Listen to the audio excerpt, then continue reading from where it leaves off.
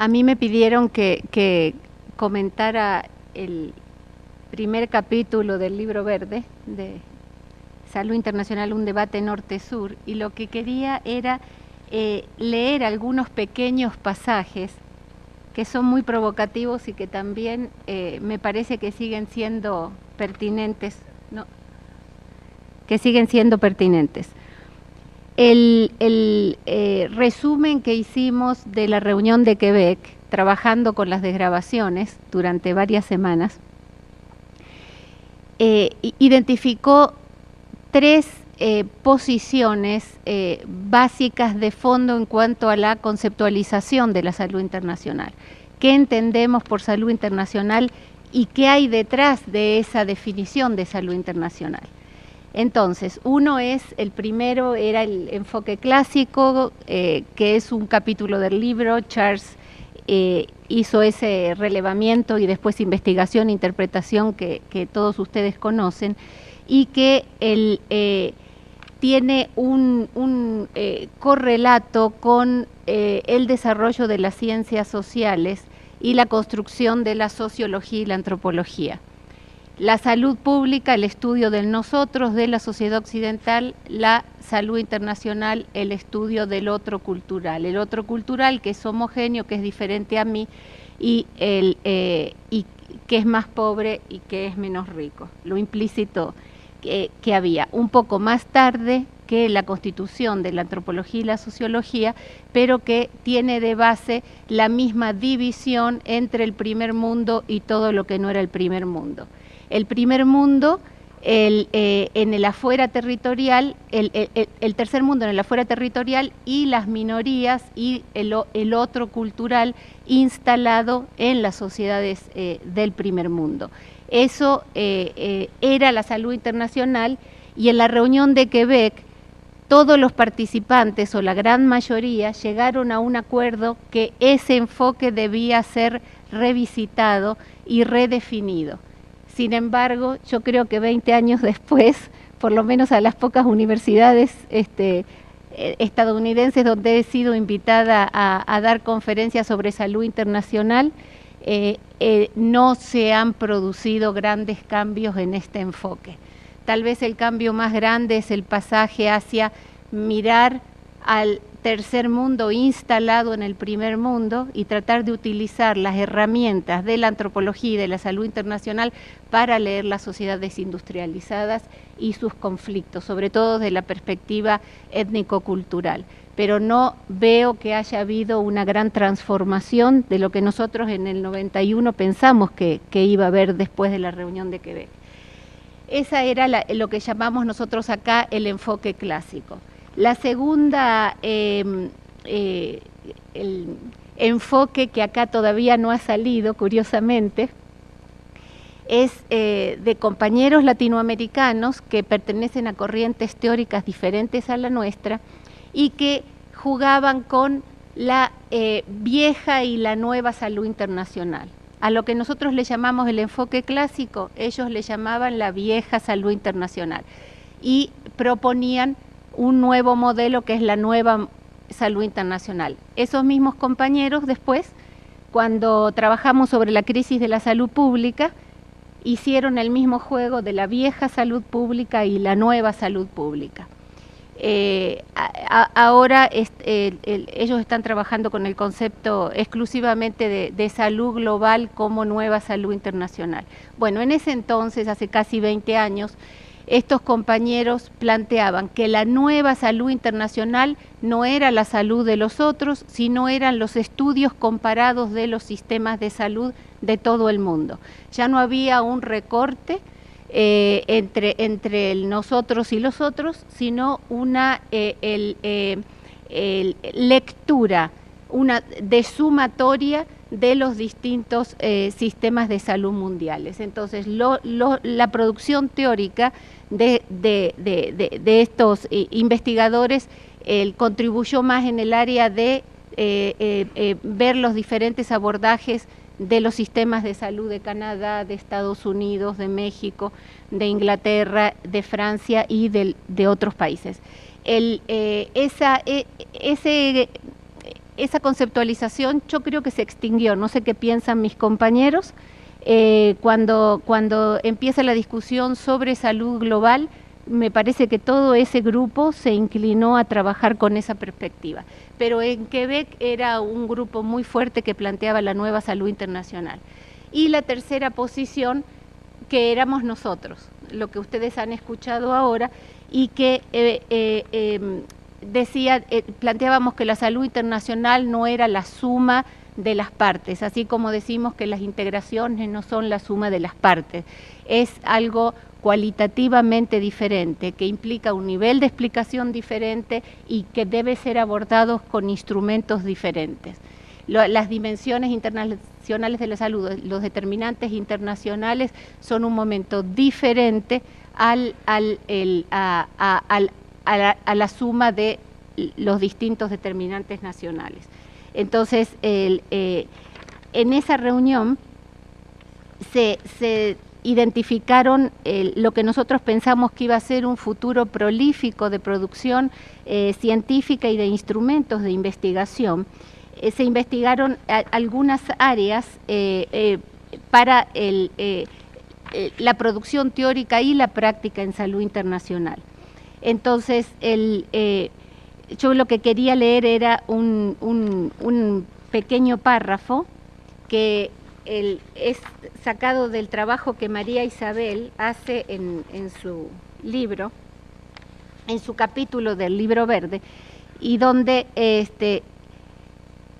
en esa reunión se discutieron distintos aspectos. La producción de conocimiento que se haría con estos enfoques que se estaban acuñando, cuál era la propuesta en el desarrollo de recursos humanos y cuáles eran las propuestas en la práctica y conceptualización de la cooperación técnica y financiera.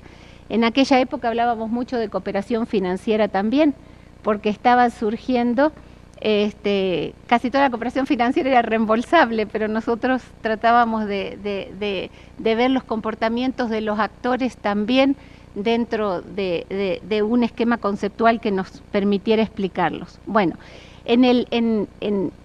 en cuanto a la salud internacional como un campo de prácticas, el artículo de María Isabel que recuperamos acá también en el overview del libro de salud internacional, ella dice: la articulación de un sujeto en una práctica de cooperación per se no garantiza la transformación del individuo ni el desarrollo de un compromiso. Una articulación acrítica que haga al individuo solamente tomar conocimiento de cómo ser un gerente exitoso sin compromiso real con los países sería realmente frustrante. Consideramos que la dinámica de desarrollo del proceso, la reflexión colectiva y el esfuerzo del individuo consciente de su responsabilidad como sujeto social son elementos básicos para asegurar una adecuada interacción de los participantes en los diferentes espacios de trabajo de la institución y es un elemento favorecedor de su inserción futura. El programa ha estado muy claro en que no es su objetivo capacitar a los individuos para que ingresen en el mercado de la competencia o en lo que Tocci llama la rebatiña de las subvenciones. Por el contrario, estamos convencidos que el individuo no solo debe formular un proyecto, conocer las instituciones financiadoras y sus políticas, sino, y por encima de todo, debe conocer el impacto o las implicaciones de una ayuda, el papel que cumplen, la oportunidad de su concesión y la responsabilidad del seguimiento de su utilización. No quisiéramos que nuestros ex-residentes se incorporaran a ese mercado de trabajo de expertos que desfilan por los países sin ningún compromiso y con total desarraigo del país y de los grupos a los que suponen ayudar y para lo cual son remunerados. Por eso reiteramos que lo más importante en esta articulación en el trabajo de salud internacional es esa excelencia técnica que incorpora el compromiso solidario. Reconocer que trabajar en salud internacional no es solamente conocer los recursos técnicos y financieros que se mueven en el campo, no es solo ser participante acrítico de esa historia. Esto es parte del artículo de María Isabel y yo creo que el espíritu transformador, el espíritu de constructor que tuvo el programa nos hizo a nosotros, y me imagino y espero que les esté haciendo a ustedes, a los participantes de la versión descentralizada del programa, saber cómo cuidarse y las cosas que no hay que hacer, de qué hay que cuidarse cuando uno trabaja, cuando uno se incorpora a la salud internacional desde lo nacional o desde lo internacional. Entonces, en esa reunión se le dio importancia. A mí me parece que este párrafo sigue siendo pertinente y ahora más pertinente que nunca. Ahora que la práctica de la cooperación técnica está mucho más fragmentada, a pesar de la Declaración de París y el programa de Accra, a pesar, cuando nosotros hicimos la residencia, estaba empezando el debilitamiento de Naciones Unidas, paulatinamente. Yo creo que la reunión de Quebec estaba dominada también por esa urgencia, por ese espíritu de que algo grande se iba a perder, porque había caído la Unión Soviética, se había declarado el fin de la historia y nosotros sabíamos que las ciencias sociales y la salud pública estaban atravesando una profunda crisis epistemológica y teórica y metodológica. Entonces, nosotros sabíamos que había que trabajar para construir algo diferente, pero no sabíamos cuál era el tamaño de la década de los 90 que se venía, cuáles iban a ser los desafíos tan duros, cómo iba a aumentar la fragmentación del sistema, cómo lo que eran las políticas internacionales cristalizadas a través de Naciones Unidas se iban a ir replegando para dar lugar a una serie de actores y de poderes en la gobernanza global que iban a exigir lecturas diferentes.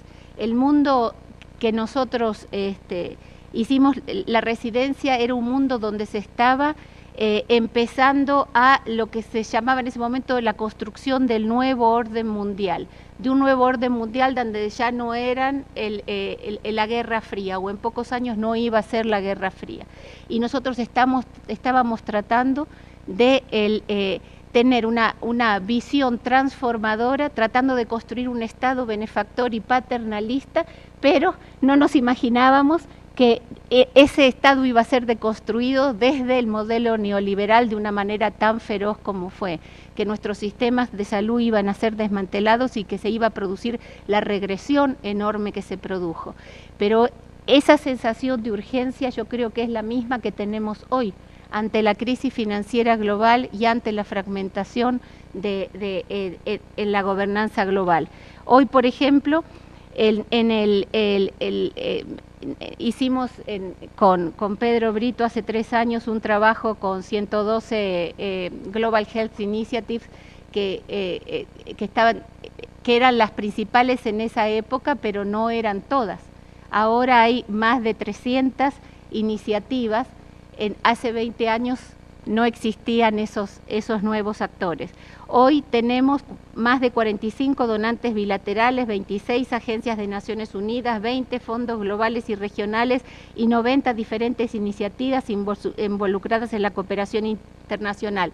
Y tenemos más de 60.000 ONGs globales solo para el programa de VIH-Sida en el mundo, relevadas. Entonces, además de todas las otras iniciativas para otras enfermedades. Entonces, este es un mundo que es muy difícil de abordar, donde hay una tensión muy grande entre las grandes conquistas que se han hecho a nivel del discurso de derecho, de las necesidades de alinear, armonizar la cooperación y una tendencia cada vez mayor a la fragmentación del sistema y a la incursión de los agentes privados en la definición de las políticas públicas, cosa que hace 20 años no se daba de esta manera. Siempre lo privado fue un gran aportante en la cooperación internacional, pero estaba mediatizado por las agencias de Naciones Unidas. Hoy lo privado actúa directamente en los países y las políticas internacionales son menos homogéneas. Entonces, esos son yo digo que el sentido de urgencia que teníamos en aquella época es el mismo que sentimos ahora entre esta tremenda complejidad del mundo que nos interesa, tenemos que entender en esta época.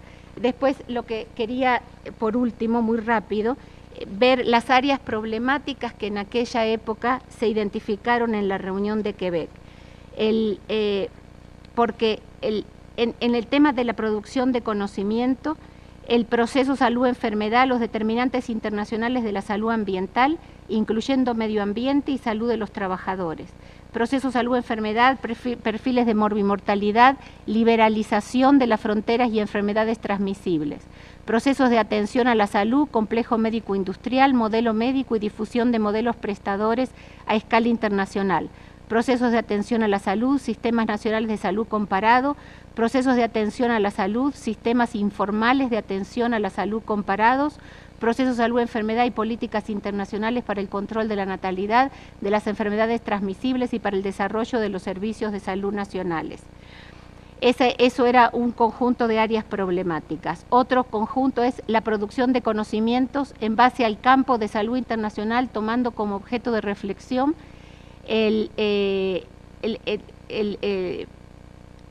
es decir, sobre aquellos aspectos que refieren al estudio de la concepción, transmisión del saber y la práctica de salud internacional. Los objetivos acá serían reconstruir el surgimiento y desarrollo del concepto de salud internacional y analizar los procesos históricos que lo determinaron. Continuar la investigación sobre la enseñanza de la salud internacional en las escuelas de salud pública de Estados Unidos. Desarrollar una tarea de relevamiento de las instituciones académicas de América Latina que trabajen en campos afines. Estudiar el estado del pensamiento en salud internacional, entendiendo por esto la puesta al día del conocimiento en cada una de las áreas problemáticas identificadas. Por último, se consideró que se requiere la producción de conocimientos acerca de los procesos y los mecanismos de la cooperación técnica y financiera internacional en salud. Los aspectos centrales a destacar son cooperación internacional en salud, los determinantes internacionales de orden económico y político en los procesos de cooperación, cooperación internacional en salud, los actores y los espacios en los procesos de cooperación internacional, las naciones y las agencias, bancos y organismos de cooperación, estrategias. Cooperación internacional en salud, las políticas internacionales en materia sanitaria y sus procesos de instrumentación. Esos eran en aquellos momentos las áreas que se identificaron. Hoy son mucho más complejas, ha habido un gran desarrollo en precisarlas, pero me parece que el marco general sigue siendo pertinente. Lo único que no pensamos después nosotros pensamos este libro como el primero de una serie. Me acuerdo que decíamos, bueno, pero toda esta reflexión la dejamos para el próximo año, todo esto, y la pregunta es por qué nunca logramos seguir leyendo los procesos con una fecunda producción, y a mí me parece que la respuesta es la década de los 90, el retiro de María Isabel del OPS que hizo que los grupos no siguieran cotidianamente trabajando juntos, pero me parece que es una deuda que tenemos todos y que tenemos que seguir produciendo para interpretar los grandes desafíos del mundo de hoy. Nada más.